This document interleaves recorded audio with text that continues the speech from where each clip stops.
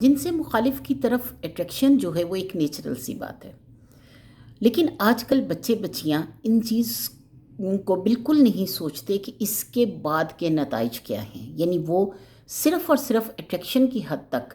اس چیز کو دیکھتے ہیں اور اس کے بعد مطلب ایک دوسرے کے ساتھ اتنے انوالو ہو جاتے ہیں کہ اپنے نفس پہ کنٹرول نہیں کر پاتے۔ نفس پہ کنٹرول کرنا ہی سب سے بڑی بات ہے، یعنی اللہ کی رضا ہم تبھی حاصل کر سکتے ہیں جب ہم اپنے نفس پہ کنٹرول کریں۔ جن سے مخالف کی اٹریکشن یا نامحرم کی طرف بات کر کے جب ہمیں سکون محسوس ہونے لگے اور بات نہ کر کے بے چینی محسوس ہونے لگے تو یہ اس بات کی علامت ہے کہ آپ اس شخص کے عادی ہوتے جا رہے ہیں۔ تو کوشش یہ کریں کہ کبھی کسی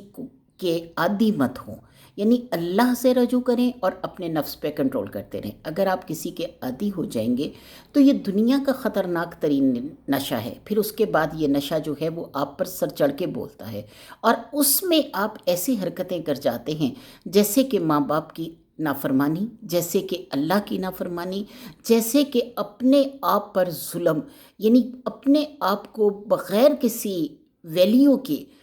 بالکل ڈی ویلیو کر دینا، یعنی اپنی عزت کو خود خراب کر دینا۔ تو خدا کے لیے میری بچیوں، میری بہنوں، میری بیٹیوں، آپ اللہ سے رجوع کریں۔ جیسے ہی میری بہنوں سے گزارش ہے کہ جیسے ہی بچیاں بڑی ہونے لگتی ہیں انہیں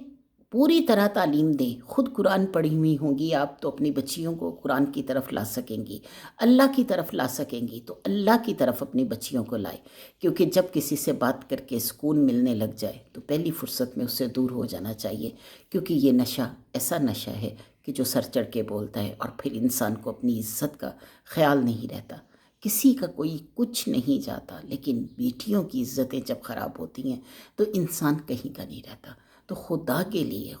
لیے اپنے آپ کو اور اپنی بیٹیوں کو بچائیے اس معاشرے سے، اس گندگی سے، اس مصیبت سے اور اس نشے سے جو کہ ہم جس کو عرف عام میں محبت کہتے ہیں۔ اس کا کوئی ویلیو نہیں ہے، اللہ سے محبت سب سے زیادہ ویلیو رکھتی ہے۔